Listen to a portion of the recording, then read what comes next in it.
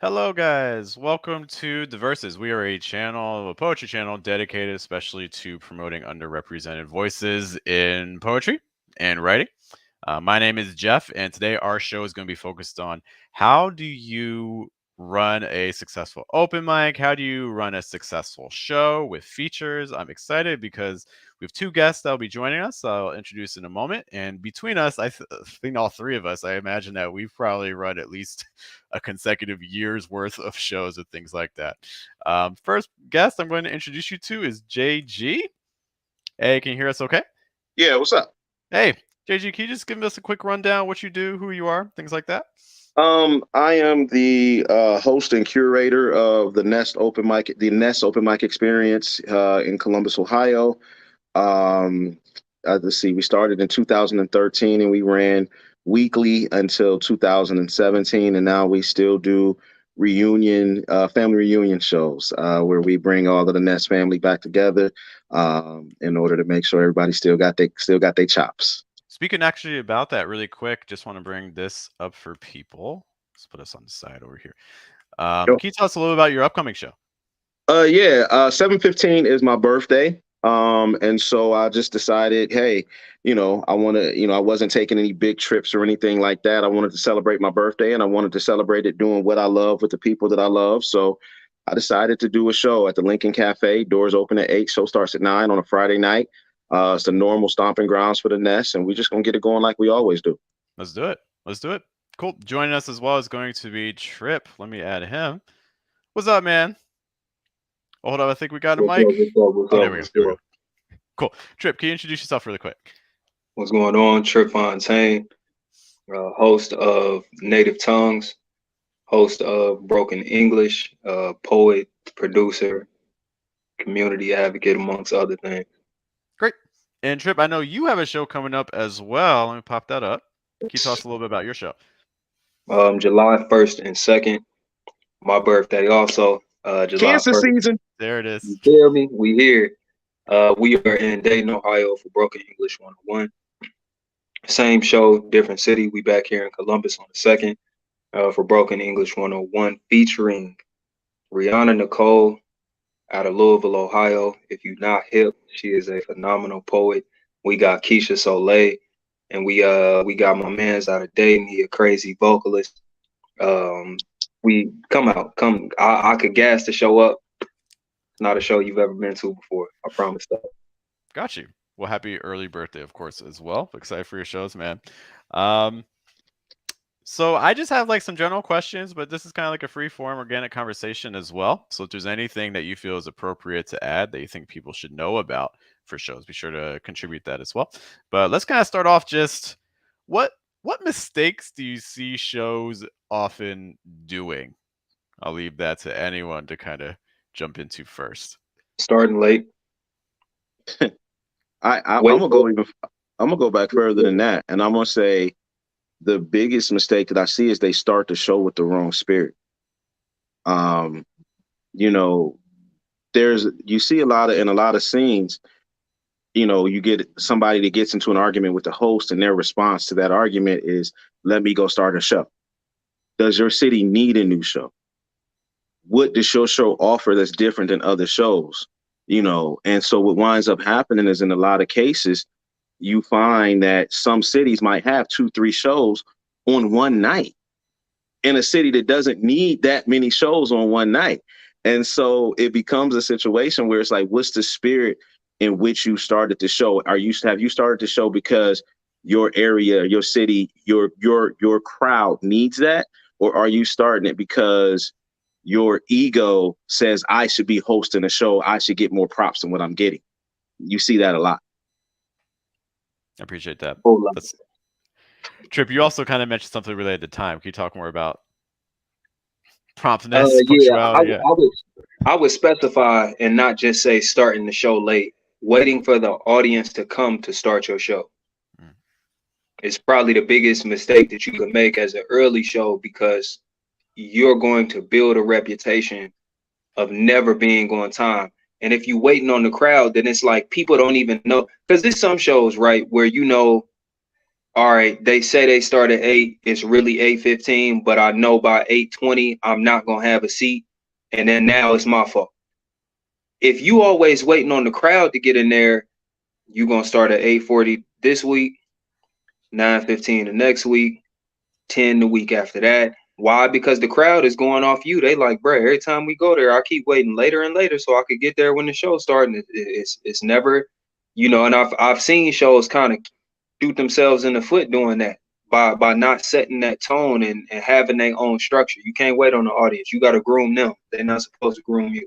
Yeah, I agree with that though. You have to train your audience. Like it is running a show is so much more than just standing on stage and bringing poets to the stage and cracking a joke or two. But you have to train your audience what is acceptable in your venue and what is not acceptable in your venue. And I tell you what, that is one of the biggest things because what happens is if you put on your flyer that your show starts at 8 and you don't start till 9:15, you really just punish the people who showed up at 8 o'clock to be there. And Yep. now they're either not because they deserve to see the whole show. They paid for the whole show. So they're either not going to come back or they're going to join the crowd that's going to show up an hour late. What happens, I know when I started the Nest, it was hard and it's always been the same. Doors at 8, the show starts at 9. And what would happen is you would get some poets who would straggle in at 9:45, 10 o'clock thinking, oh, I'm still going to get on the list. No, you can't get on the list. The list is closed, and the show is going to go on. Or you can sign a standby list and then you get on at my discretion. But what you don't want to do is punish the people who are there supporting you on time for those who are going to show up late. Because what happens is those people that show up late, they're going to get the hint that they need to show up on time. I think it's really true, and that's really interesting that you mentioned. People get into habits, and I like that you guys have kind of mentioned like you have to train your audience and things like that because I do think that's really true. Um, Also, I mean, it can become kind of like a citywide problem too. If you have a city that's doing shows and like half your shows are starting off time, and for a lot of these shows, you have an audience that kind of isn't necessarily just going to one show. They're maybe going to 2 or 3 a week or things like that. So it kind of creates this almost like universal expectation that you're not just hurting your own show, you're kind of hurting the culture for the whole city to a degree. I feel. Yeah, I think that, and I think also I think one of the other mistakes that people make is I've seen some flyers where the doors open where it's like the flyer says 7 to 11. That's a part-time job. There is no other form of entertainment that lasts longer than 2.5 to 3 hours. There's no reason for a poetry show to last longer than 2.5 to 3 hours. And I've participated in shows where the doors open at 7 and people wasn't walking out till 1 p.m., 1 a.m., should I say. And it's like, literally, that's like people have lives. And if you ever make your audience choose between their real life and your poetry show, you're going to lose every time. I'm going home. Yeah. Well, it's interesting you bring up length as well. What do you think is the good length for a typical poetry show? Let's do a show, then we can talk open mic afterwards. But how about for just like a poetry show, or say focused on a feature? 90 2 minutes. Yeah, 2 hours including the intermission. What's the role? Let's talk about intermissions. Let's bring it. Why are there intermissions in shows? Because I feel like some people are like, no, let's just keep going. Like, well, why are we breaking? I want to keep going. Well, I think as a poet who's featured myself, and there's nothing worse than they don't take an intermission after the feature, and then you're trying to sell your products while other people are on stage. It's super duper disrespectful. People want to have conversations with you. They want to tell you what they appreciated or what they take from your poetry. And if you don't take that break, it's disrespectful to all the other poets that are going to come for at least the next 30 minutes because people are trying to do. So it just makes sense. It's a natural stopping point to take a break at some point in time in the show. But again, if you look at any other form of live theater, there's always an intermission. Live theater has intermissions. Poetry should not be any different. Now, mind you, the biggest thing with poetry intermissions is that you got to make sure that your intermission, if you say it's a 10-minute intermission, it's got to be a 10-minute intermission. poetry Yeah, time is a thing. that 10 turned to 20 a lot of times. A lot of times. Tripp, did you have other things to add about the intermission aspect? No, I actually completely agree. The only other thing I would say also is to get people to patronize the bar if your venue has one. You always want your venue to be happy. Having a good relationship with your venue helps tremendously, man. Because I've been in places and I've thrown shows in places where we didn't necessarily have the best relationship with the venue, if we had relationship past the business at all. And it just helps to have like a community in the venue that's supportive of what it is that y'all trying to do. So you got to make sure that people are supporting that kitchen, supporting that bar, so your interview gotta cover that too. Yeah. I think there's three groups of people that that you serve when you run a show of any type, whether it's an open mic or a feature based show. You serve first, guys. We just discussed the venue. The venue has to make money. If there's a bar open, if it's the bake shop, somebody better be buying cookies and brownies. If it's a bar, somebody better be drinking Hennessy. Are we still drinking Hennessy? I don't know. Maybe Douce. Maybe we need to be drinking Douce. But anyway, either way, somebody's got to be buying from the bar. And then I think the second group that you have to make sure that you take care of are the artists. You have to make sure that you take care of your artists because we talk. There's been plenty of times where I asked Tripp, hey, what's that crowd look like up in Gary, Indiana? I asked him specifically that one, or Tripp has asked me, what's the crowd like in this? Who can I talk to go to this spot? Either one of those things are all, those are two groups. And then the third group is the audience. And you have to be hard on the venue and hard on the poets in order to make sure that the audience is happy. And that means sometimes, running an open mic, if I know I have a poet who's not really that good, I'm not going to put them at the height of my show because I want my audience to build up to my feature. So you may have to go at a different part of the show. And some people get upset about that, but it's not about you. It's about the audience. It's about the show itself. The show always takes precedent. Yeah. I think just to circle back really quick to intermission. So it sounds like for intermissions, part of it will just support. The intermission is the opportunity to support your features, or it's the opportunity to support the venue.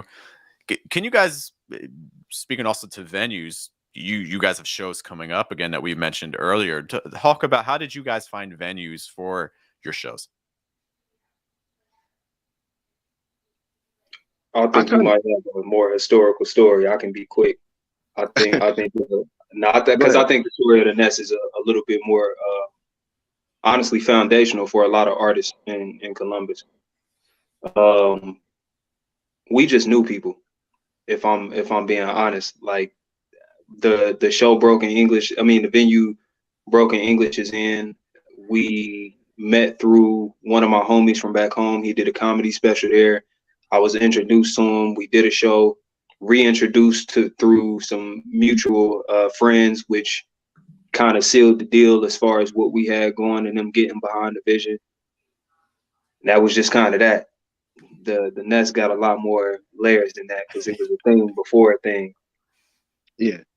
Well, I think the Nest stepped in. There was a show previous in the same time, in the same space, in the same time, previous to the Nest starting February 14, 2013. There was a show for about 4.5, 5 years called Cover Me Presents the Art of that was there and ran until the host could no longer run it anymore. I was approached by the previous host and the owner of the Lincoln Cafe, Mr. Lincoln Lewis, or Mr. Leon Lewis, who asked me to take over the show, take on that responsibility of every Thursday night. And so I, rebranded the show, renamed it The Nest, and kind of retrained the audience as to what it is to expect, what it is that I wanted.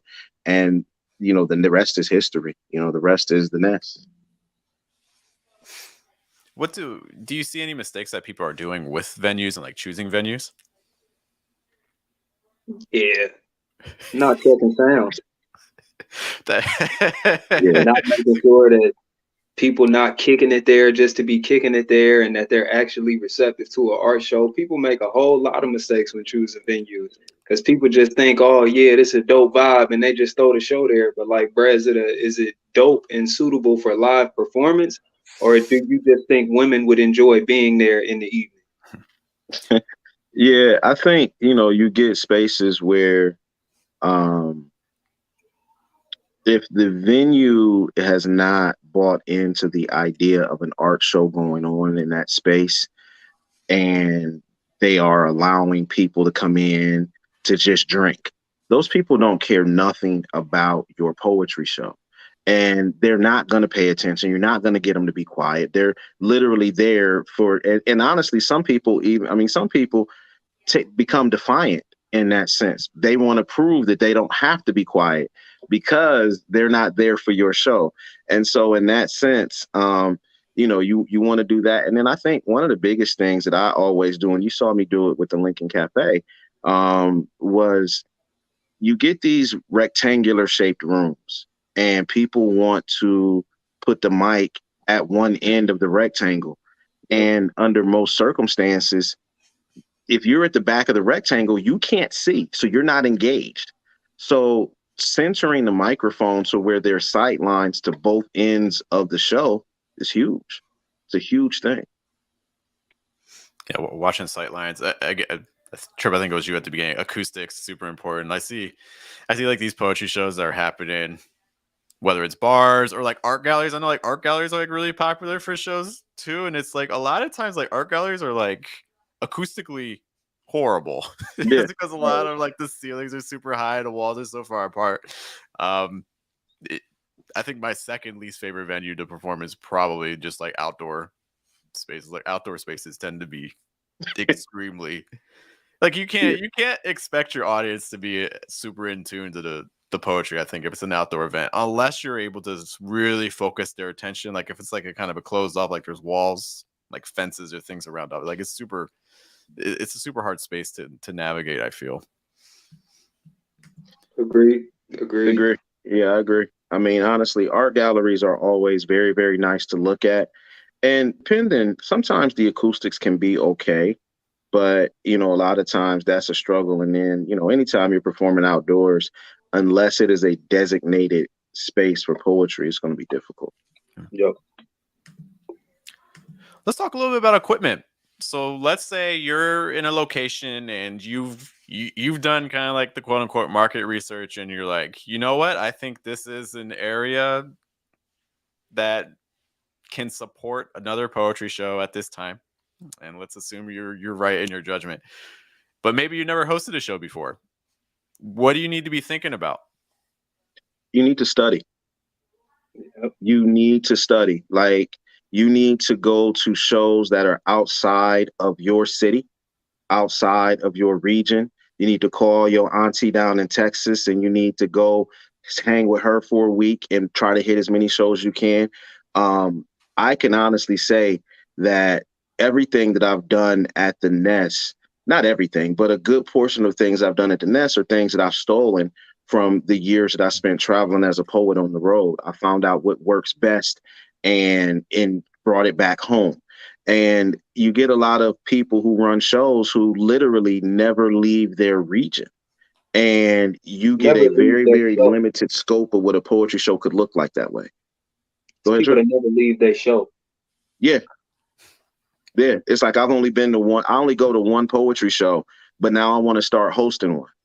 And it's like, is it possible? Yeah. But is it going to be the best that it can be? Nah, because there's other things that you can learn. Like, I can't tell you, like, and I'm going to just name names. I've learned things from Keith Rogers down in Tallahassee, Florida. I learned things from JC Cowan down in North Carolina. I learned things from these people because I was running in through their shows, or then I would see other shows, and you learn what to do and what not to do by going to other people's shows. You'll see something like, I don't like that.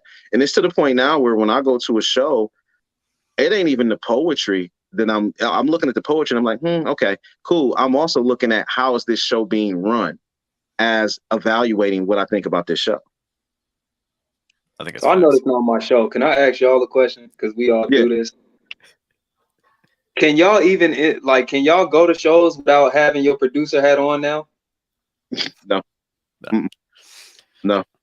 You, you're listening to the mic. You're seeing what the mic's like. You're seeing what the audience is like. You're looking at the seating. You're looking at the Man, space itself. You're checking out everything. the same Yeah. dog.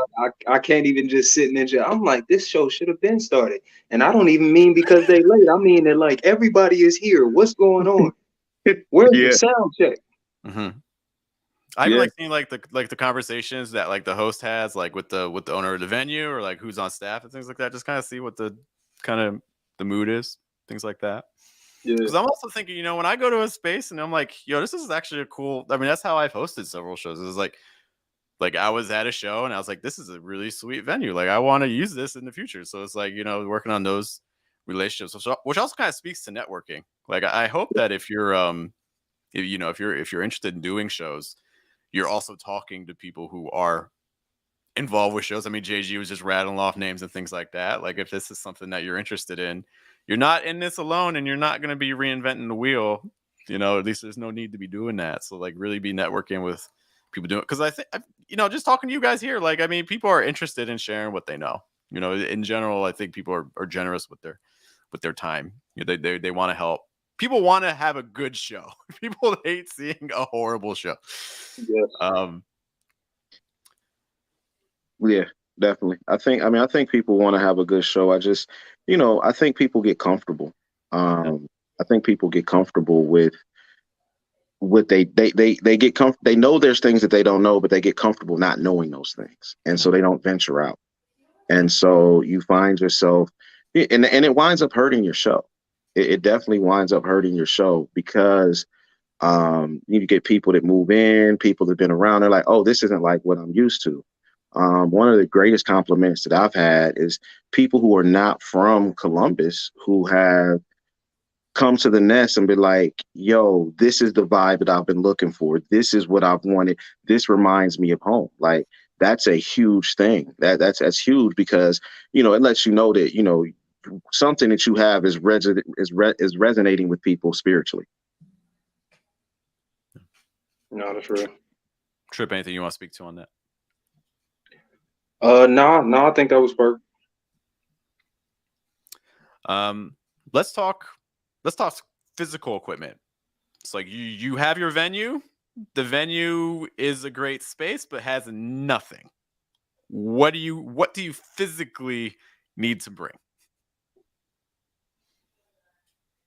A mic, speaker, Okay, How, obviously your chorus. how do you know Go ahead. if you have like a good mic and a good how do you figure that stuff out? What do I use? Is it the Shure SM58? I think that's what I have. Anything Shure, you probably Yeah, good money. Yeah. that's actually Speakers, what here. yeah, depending on what your venue is like, you could get off with a cheaper speaker. You do need like a sizable speaker. That way you can fill the whole spot, but you could get off with like a cheaper monitor, maybe like a 15-inch. Should be able to get it. Make sure you got something to plug your mic into your speaker, something to plug your phone into the speaker because you're gonna need music. Trust me, I don't care how good of a host you are. You need a little bit something more than you and the poets, bro. Yeah. Now, honestly, you could freak it with that. I've Yeah. I've seen good shows with less. Honestly, Yeah. I would make sure that you also have a mic stand. yeah, Always have a mic stand. I would Just I just want to speak to the mic stand really quick. I would also recommend a mic stand that doesn't have like a tripod legs. Like I would say something yeah, that has like a base stand. You yeah, can get away with the tripod legs, but it is slightly less stable. It's a little easier if you have like that round flat bottom. Makes it a lot easier. yeah. Or and I would say maybe a music stand for the poets that want to read. I recommend that. Maybe have a music stand also. But these things are optional. I think the mic stand kind of is mandatory, but I think yeah, everything else is kind of optional. Yeah. They do have if people are interested in like speakers and things like that, PA systems. I got relatively cheap one, considering all it's two decent sized speakers. I forget the exact sizes, but you can get bundles for $200 to $300. Yeah. New, And so I imagine for use, you get even less than that, you know? Yeah. Um, Or, I mean, if you, depending on how much money you want to spend on your show, a lot of times your DJs are going to have that equipment. Like if you choose to use a DJ, the one thing that made the Nest different was the fact that we had a DJ on a weekly basis. And so, Dommy Styles would bring, the speakers and the mic. And, of course, we would have to pay, but, it created something for the show. Some of the best moments at the Nest didn't really have anything to do with poetry. A lot of times it was something that he played, something that happened on the intermission, something like that. let's talk about payment. So you're starting the show. Let's say if you're bringing in a DJ, what's your budget for that? Would you say for like one show? Let's say. I think it's something that you negotiate. I think it's something that you negotiate with your DJ. And I think it just depends on where you are. When I first started out, before Dami came in, I had a DJ that was literally doing it for $50 a night. And at the beginning of the Nest, I would say maybe the first 4 or 5 weeks, he made more money than I did that night. It was a long process. And then, I'm just a believer in making sure that people get paid and paid well. And so, me and Dami talk, and we could sit down and we put it together. We put something together that makes sense. Tripp, do you have experience with DJs and things like that? How much would you pay? I would agree. You never want to undercut anybody, but if you fresh out, chances are you paying out of pocket unless you blessed to have some type of sponsorship. But people usually don't sponsor ideas; they sponsor results. Yeah. So I would say that in the beginning, I think the most I've paid in the beginning of a new venture was about 150. Yeah. I mean, 150. And then, the more money you're charging, the Exactly. more work that they're doing, the more the more you're going to pay. I mean, it's to a point now where we've had several of the more prominent DJs. If Dami can't make it, then we'll have DJ O Sharp, or we'll have Craig Digger. Somebody will come in and do the Nest. And so, it's almost like they kind of take care of us, and we're appreciative of it. But we want to make sure that we take care of them also. Okay, let's keep the topic on money really quick. How much do you charge for a door? It depends on the show. Let's say Honestly, for like an open mic to start. For an open mic? Let's say for like an open mic to start. I tell you what, I undercharged at the Nest for a very long time. It was $5, should have been 10, probably could have been 15. But I think somewhere between $5 and $15 for an open mic is good. If it's just an open mic, there's no DJ, a $5 open mic, $5 holler. But if 10 to 15, when you start talking about bringing in features and things like that, you probably are going to start charging more. But I think your area also is going to dictate that. There are some cities where you can't do nothing for less than $20, and I get that. But there's some cities where $20 is just ridiculous. So it really just depends on what it is that you're offering. But I think that inflation happens. The more you add to the show, the more it's going to cost. Mm-hmm. And speaking of that, how much would you say, like for instance, bringing in a feature? What would you say is the minimum that you would offer a feature for your show? 150 also. But Yeah. if I'm just now starting, I'm also of a school of thought that is very transparent. You gonna know we don't got it on the front end if we don't have it. So if I don't have that 150, we just gonna tell you straight up, like, listen, I can throw you 50, we could pass the bucket around, and I can feed you. Yeah. But I at least try to start around 150. Make sure it's worth them coming up. Yeah, honestly, I would say, I would start at $100. I think at the end of the day, you want to make sure that they're not coming out of pocket in order to come to your show. That's the biggest thing. Don't nobody want to pay to work. And so that was one of the things when you start talking about training your crowd, is not just about getting your crowd there at the right time. It's also about when you have a feature, making sure that your crowd understands, yo, like Tripp drove from Dayton to come feature at the Nest. There's gas money involved. Y'all better go buy whatever product he's selling. Y'all better go hug him, tell him that he did a good job so he leaves. And then we're going to put some money in his bucket to make sure that, he leaves. And I think that's probably in the years that I hosted the Nest, the thing that I'm the most proud of is the poets who left talking about, yo, I just paid, my rent for the month at your show, or I just sold 45 CDs at your show, or I sold 25 books, and this is my first time ever selling books. Those are the moments to me that mean the most, because I remember I've done shows where the host didn't care about how much money I made. It was all about the host. And so for me, it's like, nah, we're going to pass this bucket. We're going to make sure you're going to get that. We're going to give you what I agreed to give you, and you're going to sell your product. And so by the time it's all said and done, seeing people make that kind of money and realizing, yo, I never forget the first time Ciara Freeman ever sold anything was at the Nest, and she sold like 38 chapbooks. And it was like, she was like, and I told her, I was like, you can't feature at the Nest until you have a chapbook. And when she came, she sold them, and it was like, oh, wow. But that's what this is about. I want to make sure that my people are taken care of and they feel appreciated when they leave. That's great. That's great. I was you kind of also mentioned a little bit about promotion and things like that. I guess one of my last questions for you guys: how do you promote your shows?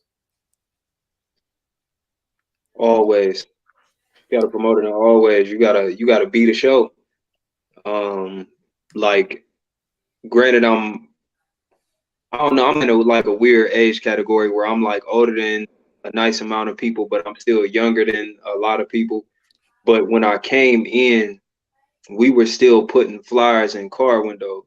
Mm-hmm. And so you still had to have some type of audacity to promote. You had to really be able to walk up on somebody. So when I came in, that's what we was doing. We was going to barbershops, handing out flyers, performing poems, walking into beauty shops, handing out flyers, performing poems, going everywhere the people was, just to show face. So it was every way possible, not just like on social media, not just tagging 99 people. Now we would do that too, but it was some FaceTime that went with that. We was outside.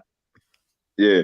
And I mean, in all honesty, I still think that there should be some time spent outside. It's not what it used to be. Like I remember talking to Walt, and I can't remember what Walt's last name is, but he ran Warm Wednesdays down in Baltimore. And I was just asking, how did you cultivate the crowd? And he told me, he was like, for 5 years, every Friday and Saturday night, I stood outside of the clubs, rain, sleet, snow, and hail, and I passed out flyers. I would say poems. I was talking to people, trying to get them in. He was like, after about 5 years, you know, people, it became an institution and people were just there. I don't necessarily think it takes 5 years, but I do think that you should have something paper that you can, something, a card stock or paper that you can put up at the barbershops and beauty salons. Your face should be known at the barbershops and beauty salons. But of course, at this point, everybody's on social media, and it's a lot cheaper to advertise on social media as opposed to that type of advertising. But I think there still has to be some form of human connection. You still have to be able to walk up on people and say, hey, look, I've got a poetry show. I was in Albany, New York, walking through the mall one day, and I bumped into a lady on accident. And it was truly an accident. And she heard my voice and she said, you're not from here. And I said, no, I'm just here I'm performing poetry tonight at this spot. And she was like, oh my God, I'm a poet. I want to come. And she literally came to the show that night and said poetry on the microphone for the first time in her life. But if I don't say anything, she doesn't know that. So you still have to be able to talk about it. But I think, at this point, tagging 99 people on Facebook or Instagram, those are the ways people are promoting now. Facebook, Instagram, and Snap. All right, guys, I don't want to take up too much of your time. Last kind of considerations, last thoughts that you think are important for just considering doing shows, open mics, things like that. I think one of the things that I would just want to say is, you you can't. You can't shortchange the studying. You can't shortchange the studying. You have to literally remove your own ego from the show. It cannot be about you. If the show is about you, then it's not going to be a fun show. The show has to be about the open mic poets. It has to be about the features. It has to be about everybody but you. In Ocean's 11, there was a line that George Clooney said to Matt Damon. He said, "Be just funny enough to be forgettable." As a host, that's my mantra. I have to be just good enough to where everybody else shines. I'm just good enough for people not to remember me. And eventually, what I find though is because I do that, and because I brought, before Tripp lived in Columbus, I brought him to Columbus, and some of the other poets that I brought, and I made the show all about them.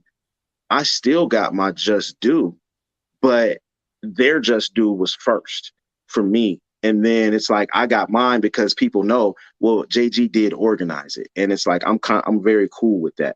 And you have to be cool with that in order to be, the host of a show. Thanks, JG. Tripp, final thoughts. I would echo that and say that the study is massively important. You can't just go to your show and that be it. And I don't mean off the strength of support. I mean off the strength of the craft. Like a lot of people go to other people's shows for political reasons. Like I have to show face. I gotta support these people so they support me. I gotta.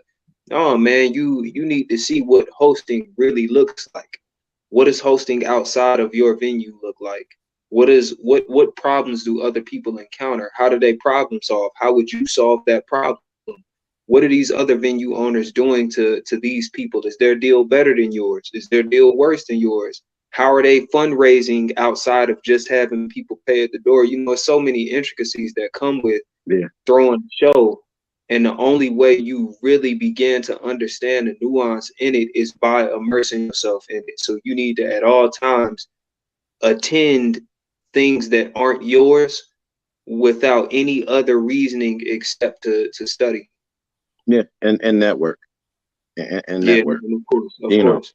Because I think, one of the things is like, I never brought a feature. Very few features ever came to the nest that weren't friends, that weren't people that I had seen and thought were amazing. And I brought them into the nest. And, that came from me being able to travel. Like, and I'm not saying, I always say you work what I call a 4-hour radius. And whatever's in a 4-hour radius of your city, you should be very well versed in what's going on in all of the cities that have poetry that are within 4 hours of your home. And with that being said, I'm able to meet those poets. And then those are the poets that are like, yo, I'll take a 3-hour drive to come feature at your show. Because what happens is, when you start posting on social media, and I think that's another way to promote. And I just thought about that. Take pictures. Take pictures. Monkey see, monkey do. The more people see, if they see people looking like they're having a good time at your show, more people are going to want to come to your show. And so you basically, when my friends see the nest, when they, I've got poets who've literally been like, I don't care what you can pay me. I'm going to drive up from North Carolina. Can you give me a place to stay, something to eat, and feed me? And I'm like, yeah, like, and so it's one of those things where if you create an environment that looks inviting, then a lot of that stuff takes care of itself. But you have to showcase the environment by showing the environment. You have to show the environment. You have to show the beautiful people that are at your show, the local celebrities that are at your show. If people see that Tripp is at the nest, all the Tripp's fans, if they don't know who I am, they're like, well, if Tripp was there, it must be a cool place. And so they're more willing to come. And so basically you have to invest, you have to be willing to invest your time, money, and energy into your show if you want your show to be a success. Just kind of piggyback on that too. Obviously, photos great. Nowadays, all the social platforms, every single one of them, kind of taken off of TikTok. Facebook's doing it now. Instagram's doing it. YouTube's doing it. Everyone's also doing short form content, short form video, 60 seconds or less. That's what all of the platforms are really, really, really pushing right now. So picture is great. I would also really advocate for shorts on YouTube, reels on Instagram, Facebook stories, and things like that. Cool. Really quick, guys. Again, we have some big shows coming up. We have against the Nest doing a special memorial show coming up on July 15th. Keep an eye out for that. Follow JG and things like that. You're also, of course, happy early birthday to Tripp, who's got some shows coming up as well, starting off in Dayton and then in Columbus as well. I'll be sure to, you can see again on their pages, also on our pages as well, some links to those shows too. Tripp, JG, thank you guys so much for being part of us today. I really appreciate it. Some great wisdom today. For all those watching us, keep these tips in mind. If you're thinking about doing your own shows, let us know as well what kind of shows you're thinking of starting. If there's already shows going on in your areas, really encourage you to, hey, maybe you don't need to start one. Maybe you could just go to what's already there. Yeah.